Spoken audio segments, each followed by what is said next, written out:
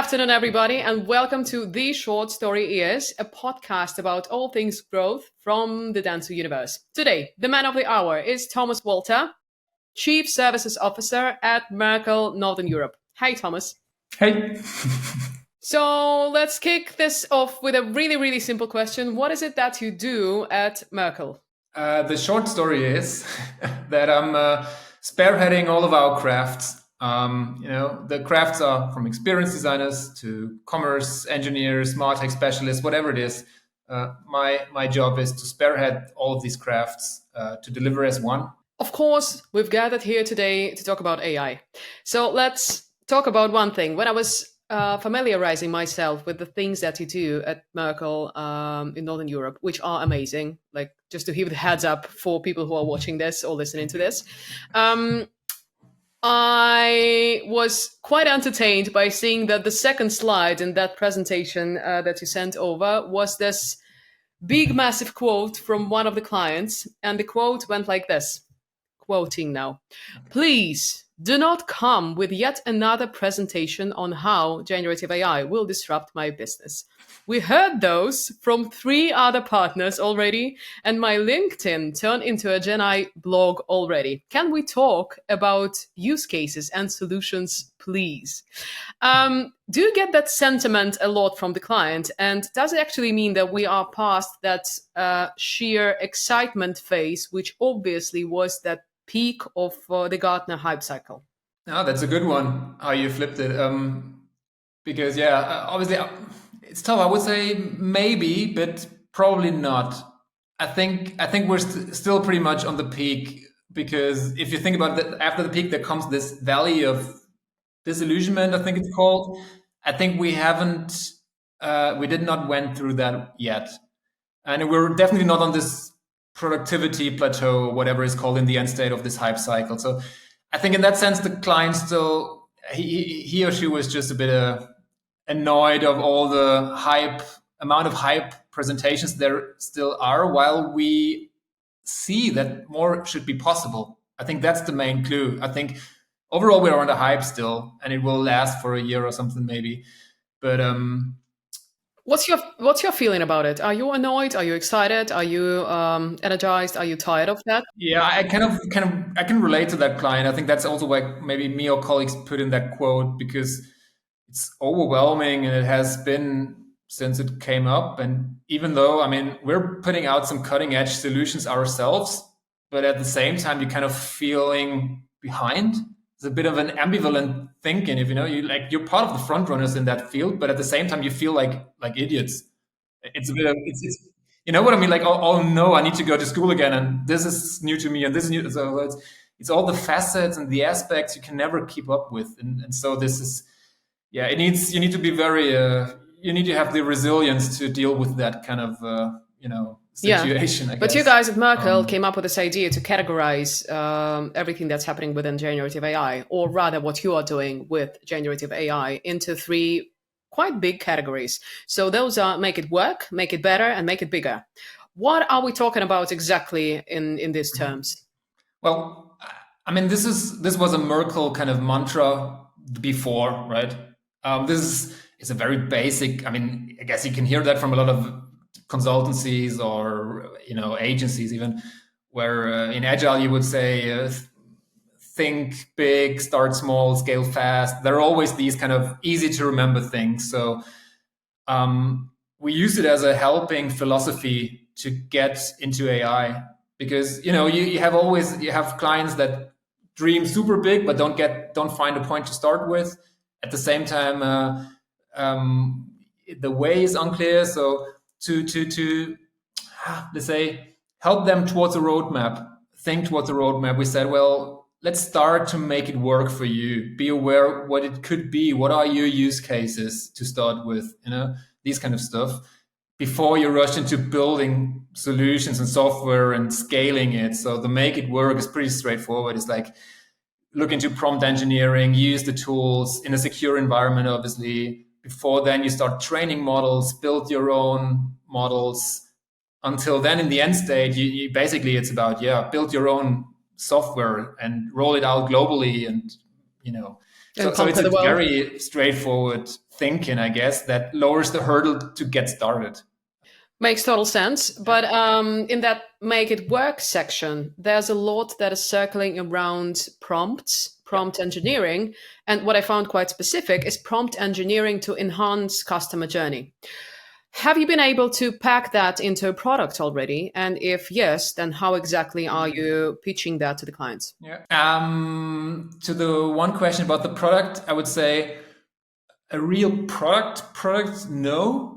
It's more like a service, and a service for us, I mean, we're in media or in maybe in other areas as dentsu, we can have products within the digital agency side of things. This is more like standards or a shared service that we all follow. And in that sense, I would say yes, it has been. Because if you think about it, it starts with, imagine we respond to a pitch, and we start creating visuals to make our future clients hopefully understand their journeys or our vision for their journeys in a better sense. We of course now, the experienced designers and other people, we use prompting to illustrate a certain journey. And because it's making us more efficient, where in the past, and the videos and the stuff we would have produced to get across our ideas, our visions, would have cost a lot. With AI, it's a cost efficiency game for us to simply use it. So I would say yes, we are using that a lot to make it work, also like ourselves. And as you know, I mean, both of us, we have access to the dentsu GPT and to the dentsu dolly, and the company is quite progressive in offering this to us. So it's quite exciting. So quick answer is yes. A lot of these things are becoming. I'm not saying day-to-day work. It's still fascinating and new stuff, but yeah, it changes the way we work. But Also ourselves. just to specify one thing, does it help you actually build customer journeys or enhance the thoroughness of those? Or does it help you to illustrate the ideas so that you sort of deliver that to the client faster? Everything. I would say it's really across the I mean, where make it work is very generic, Underneath making it work, there are maybe 100 different use case scenarios, however you frame it. So it's about, it's the sheer visualization of a thought. It's about putting those together. But it's also like enhancing customer research. It's like being better prepared. It's about better copy. It's a lot of different aspects in that sense. It goes until training videos. There are specific AI solutions like I think the Synthesia or the idea where you can scale your existing training videos powered through AI. So we're of course using that, or think of voiceovers where you can use 11 Labs or the HeyGen to not just clone a voice, but also then later clone the voice and transpond it into any language. So as frontrunners, we'll look into all of this and try to make all of them work for us. If they add value, obviously, then yeah, tough to answer, but yeah, it's as I said, like it's such a big range that we follow One here. of the examples where I find it quite exciting to talk about the man-made solutions Yeah, versus what Gen AI is doing is yeah, probably everything that circles around the brand. So rebranding, let's say, that's a very, very intricate job. And I feel like there's a lot of human involvement there, right? In terms of how you're prototyping, how you're talking to yeah, people, how you're trying to single out the values of the brand and so on and so forth. yeah. Yet I know that you guys incorporated AI in the very heart of the process, and there was a case around that. So how exactly did you do that, and what was the result? Are you happy about it? That's a very cool case, and props to our. I think it was you referenced our the case of a client I'm not about to spell, so maybe you can put it in. It's a Norwegian name that I will misspell if I even try. But I think the client was a farmers union, basically, and yeah, it was. We call that an augmented intelligence kind of case. So by no means this was like, oh, let's just let the AI rebrand that brand. But it was more like, as I said, we're still, I think, halfway between a make it work and make it I would better love the kind of prompt, really. philosophy. Can you just rebrand Um, that? go. Yeah, so it Right? was no, but it was more into. I mean, making it work means every person or colleague on that account leveraged him or herself through the power of AI. So that starts with okay, so there is a brand identity that we know that is also not being pivoted here. So it's an existing brand, but it needs a refresh. So what do? You look into okay, can we work with the fonts? Can we update the color schema? These kind of things. And then, of course, I mean, AI is perfect. You can just put in an existing brand typography or iconry and then ask, like, how about a bit more edgy touch to it? Or how about if whatever famous designer would have gotten a take on it? You can play all these thoughts. So that shows you the better you are in your craft. The better you are as an experienced designer, knowing about design and design directions, the easier for you it is to ask AI for help, create variants a lot, and you can see that in the what the team created. So creating variations, and then of course combining that with the traditional processes. Like discussing with the client, is that interesting? Giving it a peer review from their clients, like is this appealing? Does that transpond these values? These kind of stuff. So it's a give and take. But you never just let the AI do something. You always enhance what you have done anyhow. And get some inspiration back in from the tool or some support. So it's always these kind of things. Again, Yeah. going deeper on this one, do you think AI is able to not just visualize things or help you with your really clever prompts, like testing 10 different art directors fueled by AI on the same case? Do you think AI could be able to, for example, build a cohesive brand pyramid? Because that's a bit different. That's what comes before in any rebranding process, right? The simple answer would be I think it will or it is able already. I mean, now we're definitely past this make it work, but what you see recently, and that's the funny thing, I mean, we can talk now and whatever I might say might be outdated tomorrow because they will come up with some new crazy stuff. But the recent development in the field where you no longer just train one model, but you train multiple agents that kind of support each other, etc. And so that every engineer has their own tester and their own quality reviewer with them. In branding, it works exactly the same way. So you do not get support from one AI kind of model, but you maybe have the lead copywriter in you, the lead creative director in you, and all of these with some technical hookups, you can put them all into one interface, one supporting interface for you, so that when you have this typical task like do a rebranding, you basically can follow through the existing process, all AI enhanced, if that makes sense to you. So maybe the creative director goes first and say, okay, what is this all about? And then I need my support from my research guy who knows all about market perceptions of certain aspects, which then goes into my production support guy. So this is the thinking. So it's not one AI, it's a couple, and it's more like how to orchestrate them that they all help you doing what you in the end will still do. You will still have the final word, Hopefully. hopefully. I mean, fingers crossed. Not sure if that makes sense, but this is where we are right at this very moment. I mean, this is now with the recent keynote and stuff, and now the ChatGPT is opening up, so we can all build our own assistants right now, which is crazy to think of. But Yeah, but it's happening. yeah, But it's happening.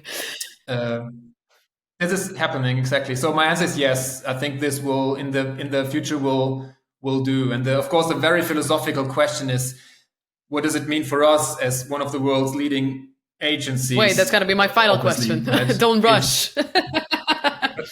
Okay, Another good. another case or another field where I found that quite fascinating that AI can actually enhance user experience was using the blog posts to train large language models and build Oh yeah, conversational yeah. solutions for making customers' choices easier or more informed in a way. So is that actually the new era of content marketing? Because the question was always there: if companies invest in content marketing, which is the development of their blogs, putting a lot of effort into their content rather than opting just sheerly for performance marketing. But the question was always, Mhm. okay, where is the benefit? Where is the immediate value?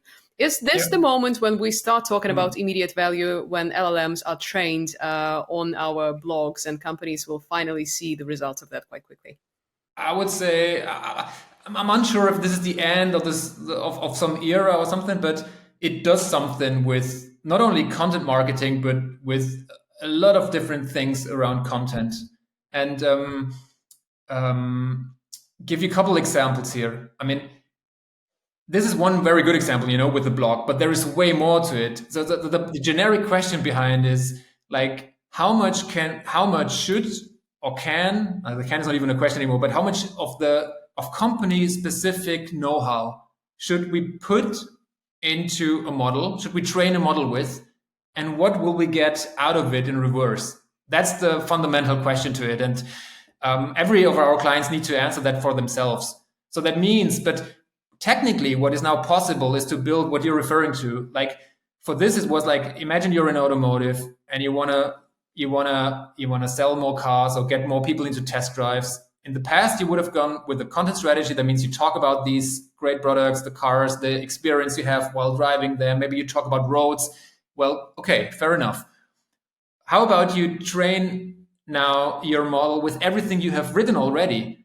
And instead of building applications like a car configurator or a car finder, the new philosophy could be just put that into a conversation, because knowing all of your content would allow the AI agent, be it impersonated by a chatbot or deployed in whatever form, would help, would become a client advisor, a perfect, it could be client advisor, it could be a sales rep, it can become anything you want. So the philosophy is twisting. So that means content marketing will be way more conversational, because it's simply so easy to build these all-knowing chatbots.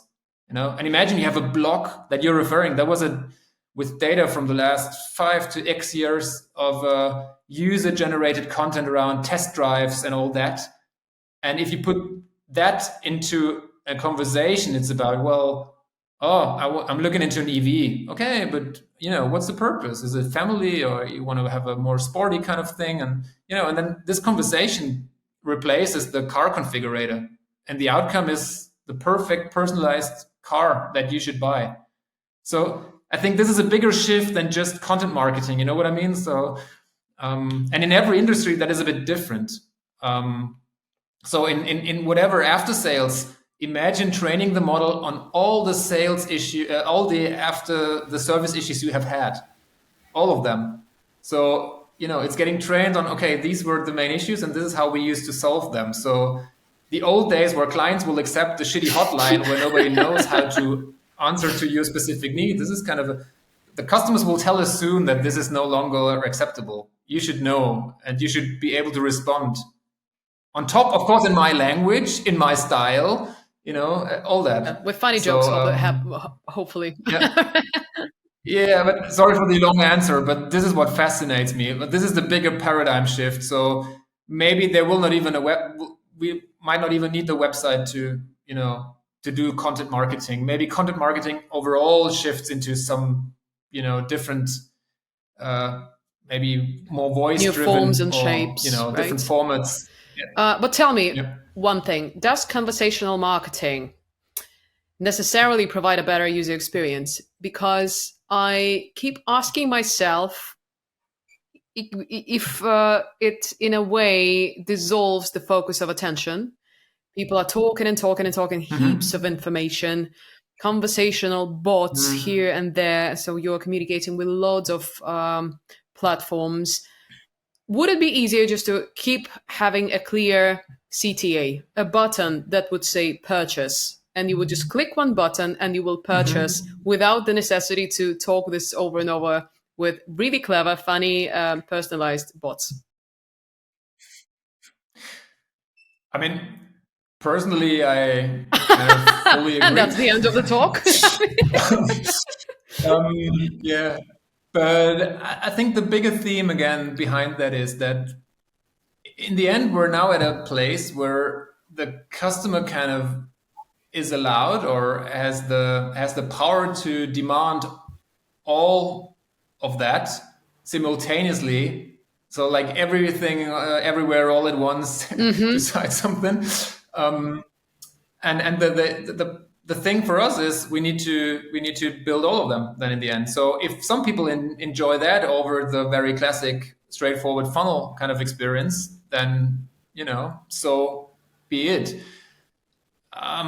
So it's a tough one to question. The funny thing here though is, and we have the first experiences now with a couple clients. Our old tricks Mm. still help us a lot. Like you can still do A/B testing with all the craziness about Gen AI and whatever. I mean, it's still you can test a Gen AI kind of experience against a traditional one. So digital marketing is still there, and it kind Yeah, of so helps don't still. quit all So methods. I think that's the good learning from it. Yeah. But yeah,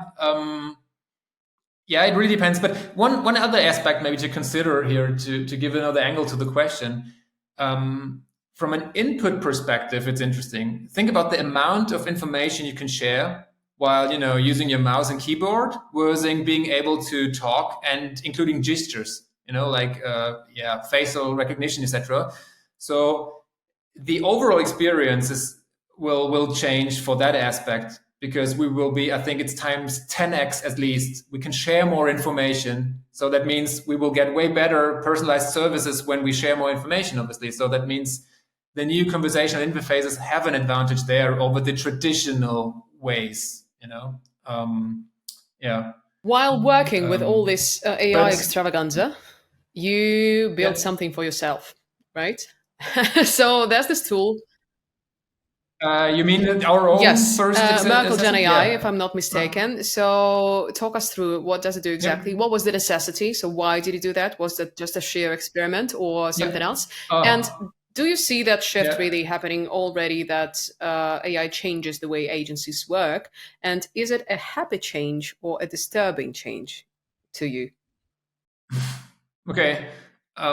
Couple questions here, but yeah, the first thing first. I mean, no necessity at all. Merkel, we called it Merkel Geni for a, I think for us in the Western Hemisphere, it sounded quite Asian, like Merkel Geni. It sounded like could be Japanese, huh? Dentsu So vibes. it was we stick with it.